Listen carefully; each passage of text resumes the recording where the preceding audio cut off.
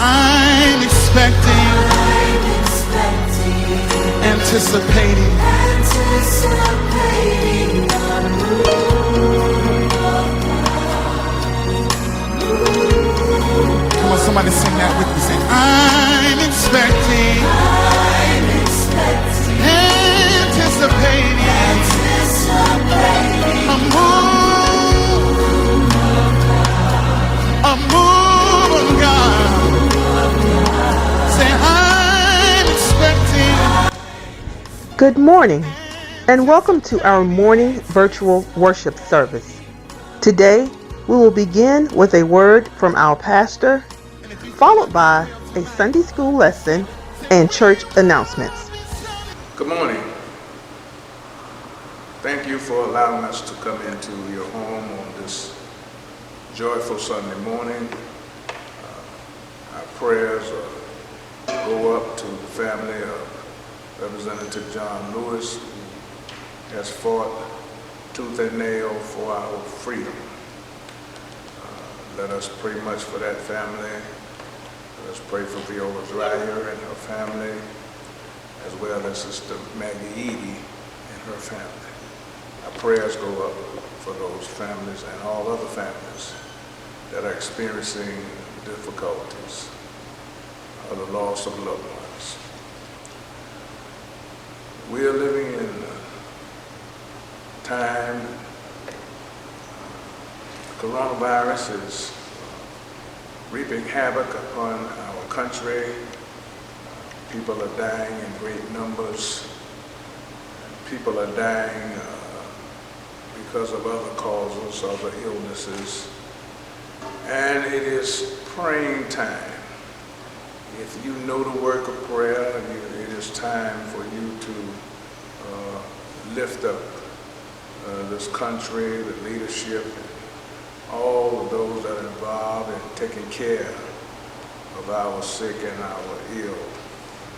Let us pray much for this country. And prayer has led me to a passage of scripture. If you would follow me this morning in looking at the first book of Kings, chapter number 18. First book of Kings, chapter number 18. And there we will solicit your prayerful attention, beginning at verse number 41. 1 Kings 18, beginning at verse 41. The Bible declares, the New English translation, then Elijah told Ahab, go on up and eat and drink, for the sound of a heavy rainstorm can be heard. So Ahab went up to eat and drink, while Elijah climbed to the top of Carmel. He bent down toward the ground and put his face between his knees. He told his servant, go on up and look in the direction of the sea. So he went on up and looked and reported, there is nothing. 7 times Elijah sent him to look. In verse 44, the 7th time the servant said, look, a small cloud, the size of the palm of a man's hand, is rising up from the sea.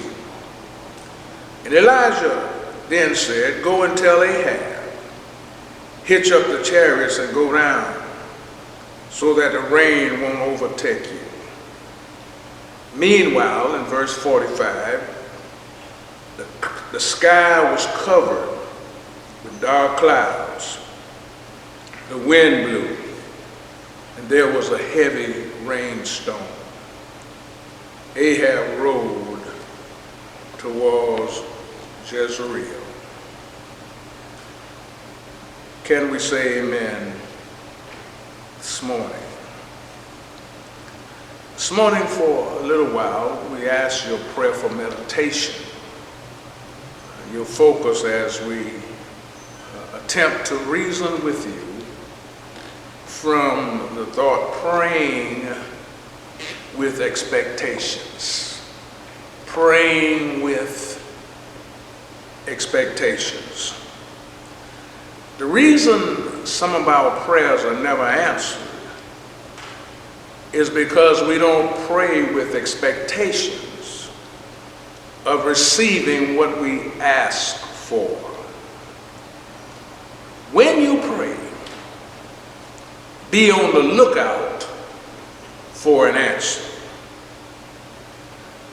There are times in our lives when nothing seems to be happening.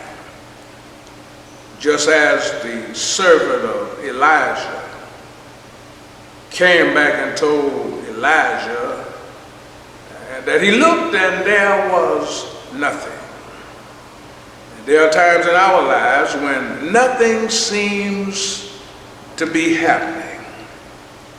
We are praying and believing, but our health is failing. We are praying and believing, but our finances are falling short. We're praying and believing, but the coronavirus is out of control. We are praying and believing, but our pain is unbearable. We were praying and believing, but the going gets tough. My brothers and my sisters, we are praying and believing, but burdens are getting heavy. We were praying and believing, but many are listening to the wrong voice. We are praying and believing, but many are relying on the wrong source. Like Elijah's servant, we don't see anything changing.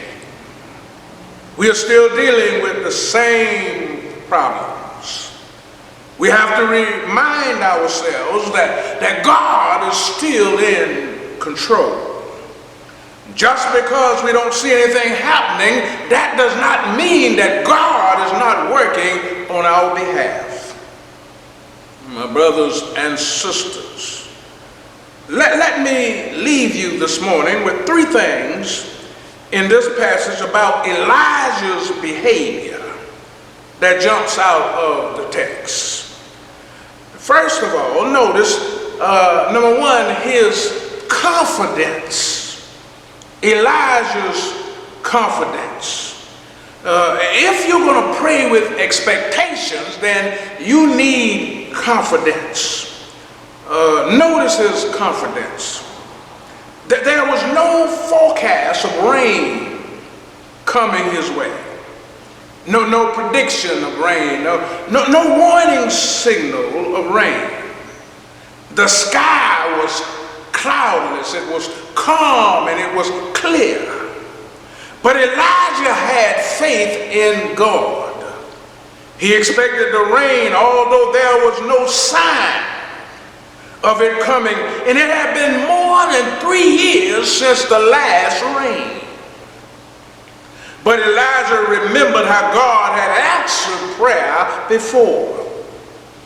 The prayer for fire was answered immediately, but the prayer for water was not answered until it was offered 7 times. There was no urgency. There was an urgency in the case of the fire because the king was waiting, the prophets were waiting, and so were the people waiting. There was a public contest on Mount Carmel between Elijah and the prophets of Baal. And in the case of the rain, the prophet was all by himself. No urgency on the part of the public. There was no urgency on the part of the king. There was no urgency on the part of the prophets. There was no urgency on the part of the people. The prophet was all by himself. There was no urgency. There was no public need to be urgent for the answer. God may do something spectacular in our lives. God may move some mountains. God can do some things that were not even imagined. God can do some things that we thought never could have happened. And then turn around and do the opposite. The prayer for fire came immediately, but the prayer for rain was offered 7 times. God may turn around and do the opposite. And the reason why is that God does that to keep us from thinking more highly of ourselves. God wanted Elijah to realize that he was not God, he was not the Lord, he was praying to God, praying to the Lord. I believe that God sometimes has to keep us from getting too high on our horse, from getting the big head. And so in the book of Mark, Jesus says this in Mark 11:24. He says, for this reason, the New English translation, I tell you, whatever you pray and ask for, whatever you pray and ask for, believe that you have received it, and it will be yours. The King James says, you shall have them. The New English translation says, it will be yours. Faith in prayer is indispensable. It is essential. It's crucial. It's vitally important. It's the key to a condition of effectual prayer. Notice the confidence that Elijah, amen, produced. Secondly, notice his patience. Notice his patience. He sent his servant. He was disappointed once. He was disappointed twice. He was disappointed 3 times, 4 times, 5 times, 6 times. And yet, he sends his servant again. God will hear our prayer, but he may not answer it at the time we expect in our minds. Elijah knew what God had promised, and he had understanding that what God promised, that he had the power to perform. And so he says in verse number 41, there is a sound of an abundance of rain. Now the Bible doesn't say anything about Ahab hearing that. But Elijah says in verse 41, there's a sound of abundance of rain. And he said that because this was God's promise. Notice his prayer was based on the promise of God. In verse number 1 of the 18th chapter, the Bible says, in the 3rd year of the famine, the Lord told Elijah, go make an appearance before Ahab, so I may send rain on the surface of the ground. Elijah had the promise of God in his briefcase. He had the promise of God in his heart. Elijah knew what God had promised, that he had the power to perform. And so he continued to expect rain. Although the fulfillment of the promise was delayed, Elijah continued to expect rain. He was praying in expectation. He said to his servant 7 times, go again, it will come. Although he had no tracking orders, he knew the package was on the way. God God often tries faith and patience by delaying the answer. The thing to try when all else fails is again and again and again and again. He had, my brothers and my sisters, he had patience in his prayers of expectation. And notice thirdly, his perseverance. He had perseverance in his prayer of expectation. Elijah noticed the wind was whispering in the trees, but that did not eliminate his need for prayer. Elijah continued in prayer.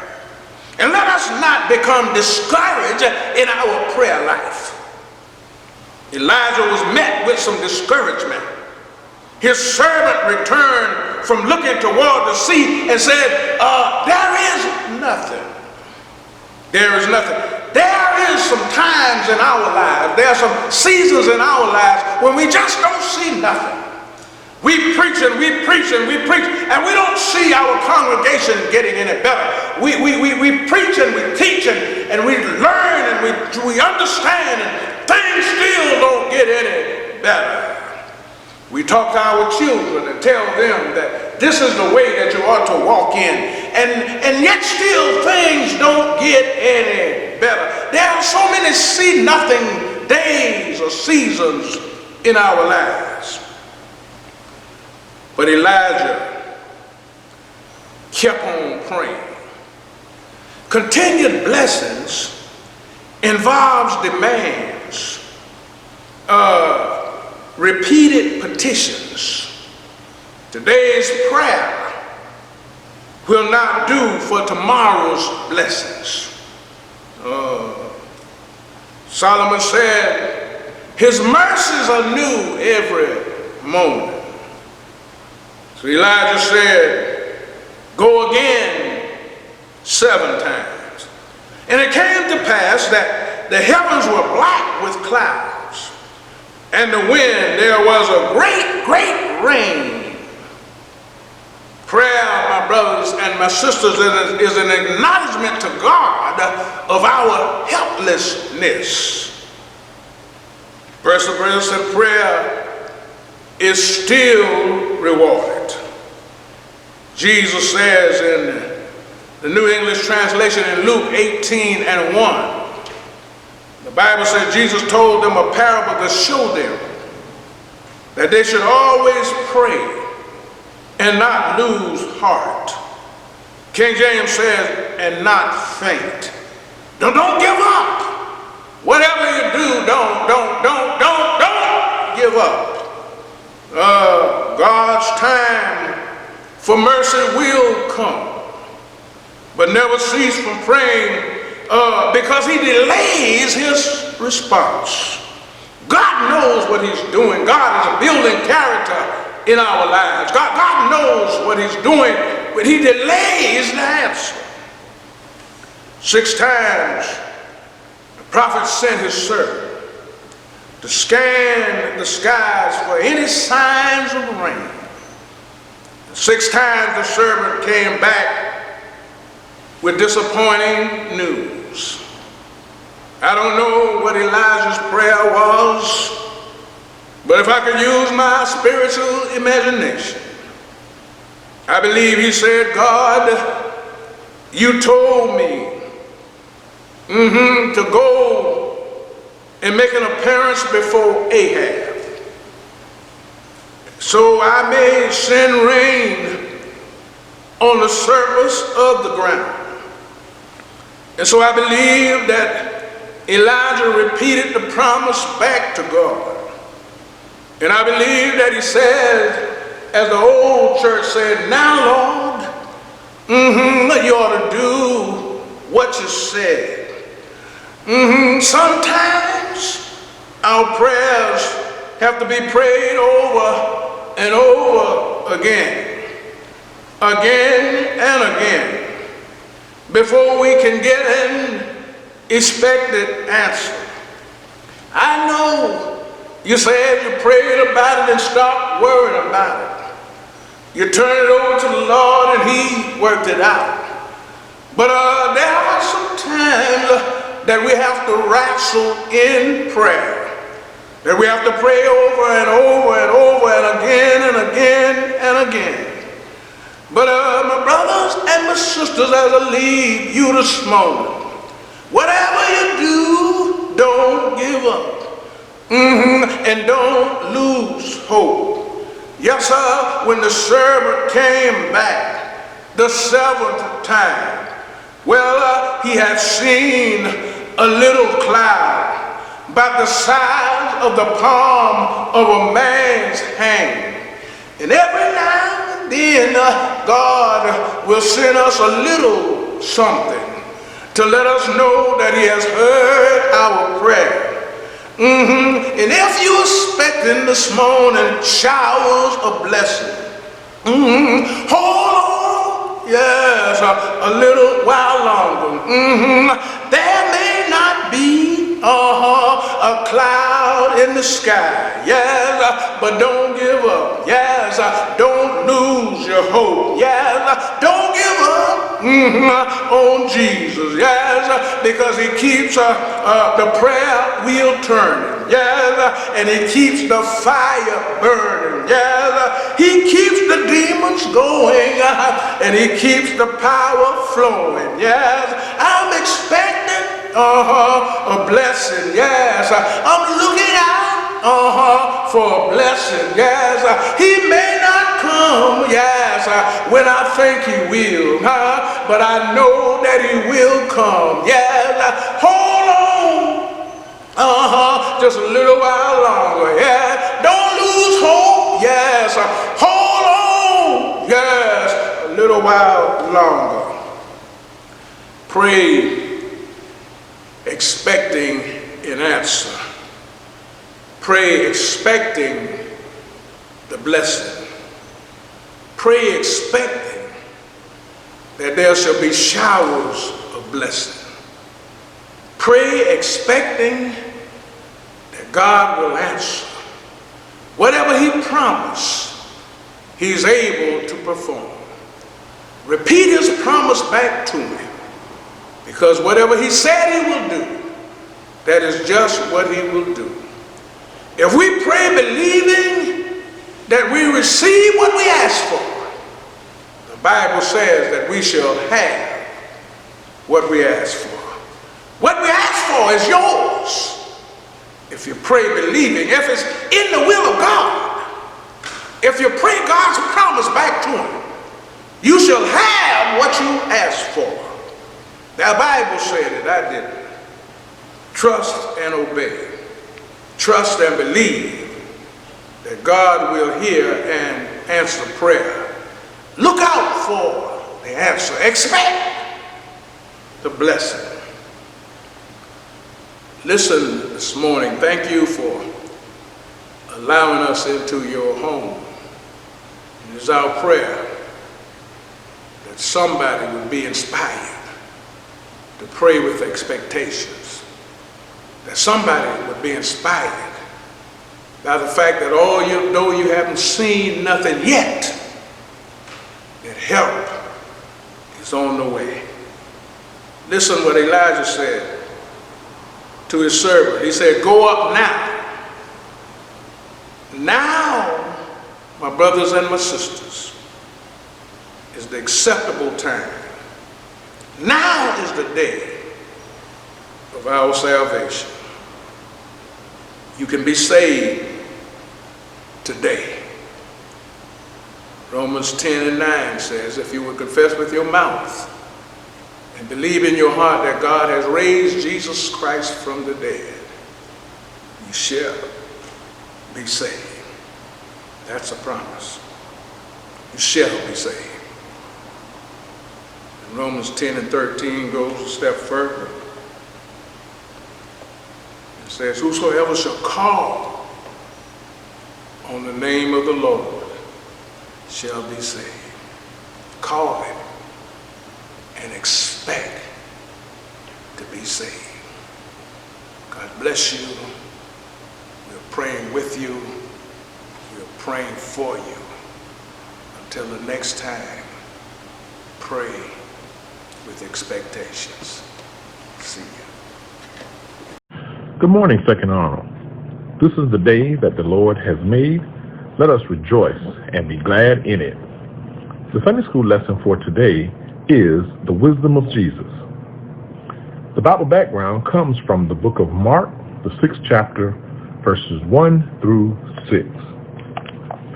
By the end of this lesson, we will identify the reason or reasons the people in Nazareth could not accept the wisdom of Jesus, repent of the occasions when Jesus' words made us feel offended instead of accepting them as wisdom, and commit to accepting the words of Jesus even when they challenge us.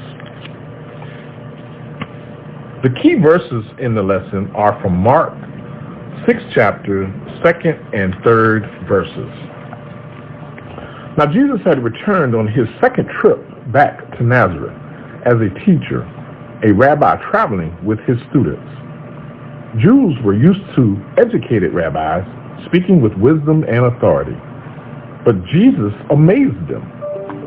Their amazement did not lead to honor and respect. However, instead, they were skeptical and offended. They questioned him, stumbling over the fact that someone so common and familiar to them could teach with such power.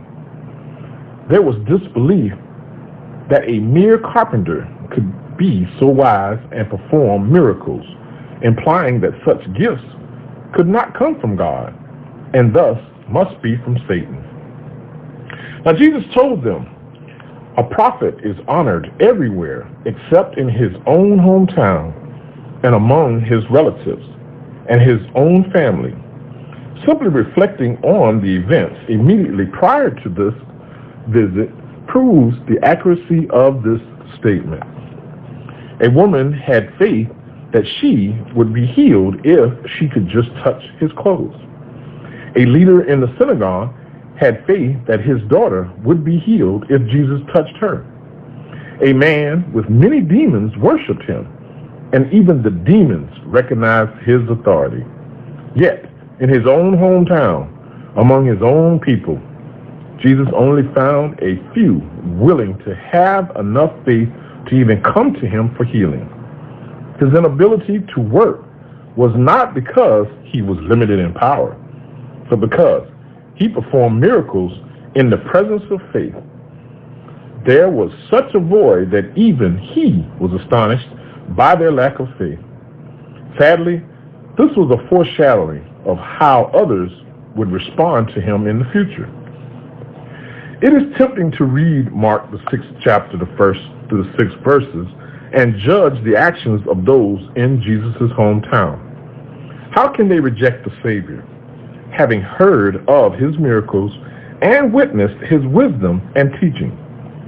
How could they be so offended by Jesus that they would not even go to him?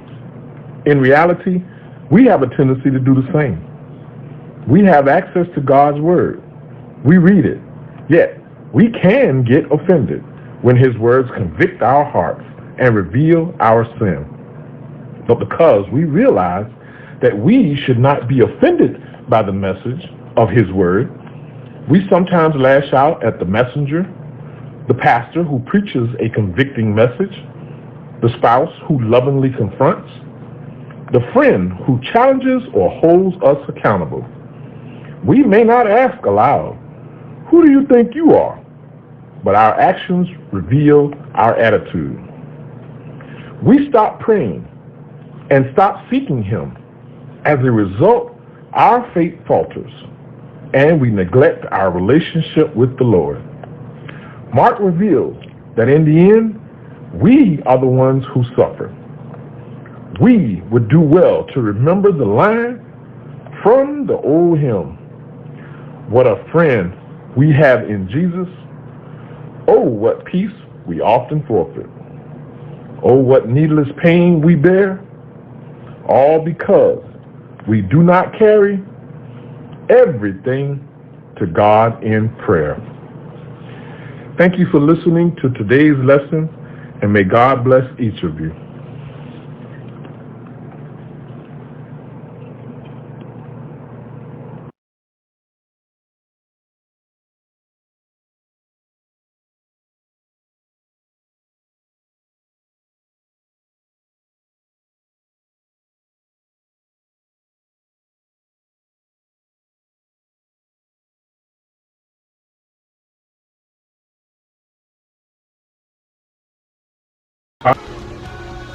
Second Arnold extends heartfelt condolences to Sister Maggie Edie Thompson, Sister Elizabeth Swinton, Sister Viola Dreyer, the Nelson and Adams, and their families in the passing of their loved ones. Join us on Tuesday for Bible study. We will be streaming all services on our YouTube channel, the church's website, as well as on Facebook. A link will also be provided each week. Also join us on the prayer line at 7 p.m. on Wednesdays. Dial 1-605-313-5086. The access code is 796275#.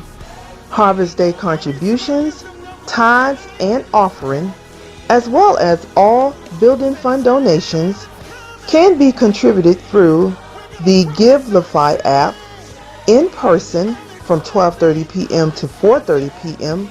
or by mail. Yes,